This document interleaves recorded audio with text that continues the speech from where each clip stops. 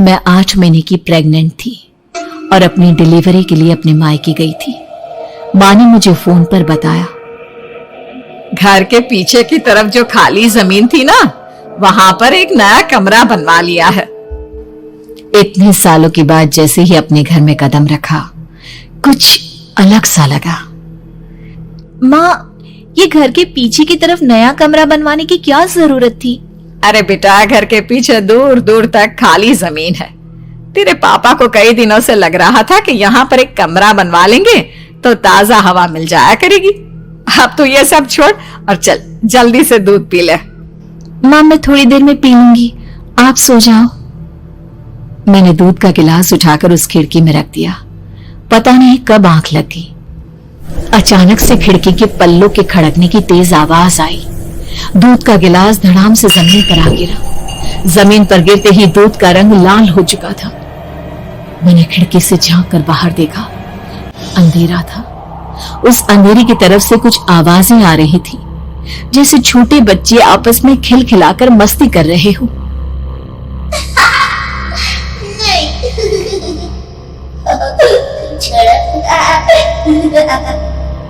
इतनी रात को इतने घनघोर अंधेरे में बच्चों की आवाज कैसे आ रही है?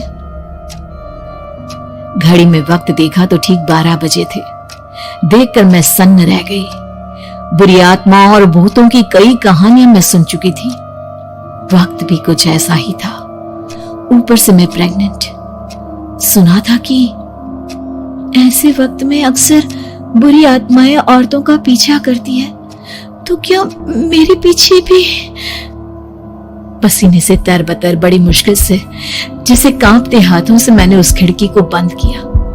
जल्दी से जल्दी उस कमरे से बाहर निकलकर माँ के पास जाने के बारे में सोचा, लेकिन जैसे ही दरवाजे की तरफ पलटी, लगा कोई साया हवा की स्पीड से दरवाजे के सामने से गुजर गया।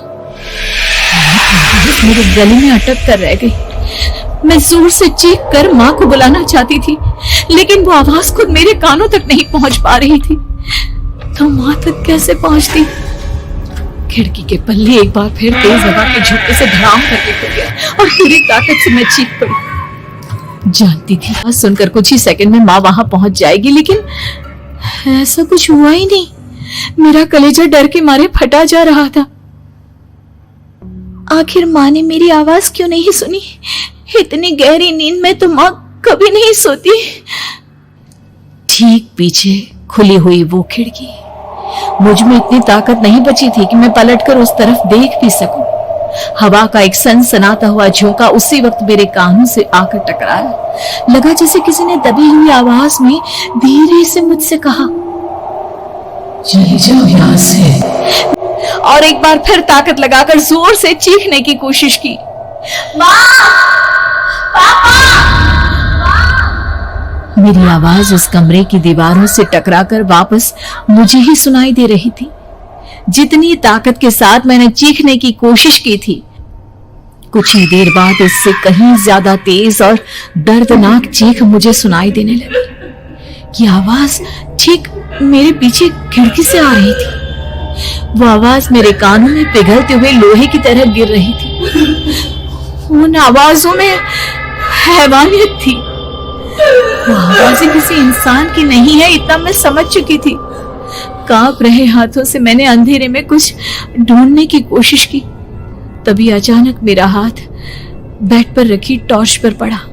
किसी तरह ताकत लगाकर टॉर्च का बटन ऑन किया, लेकिन ये क्या? सामने दरवाजे पर 3 छोटी लड़कियां खड़ी हुई थी। उनके हाथ में स्टील के चमचमाते हुए चाकू थे। मैं घबराकर लड़खड़ाई और पीछे की तरफ हटी, लेकिन तब तक वो मेरे पास आ चुकी थी।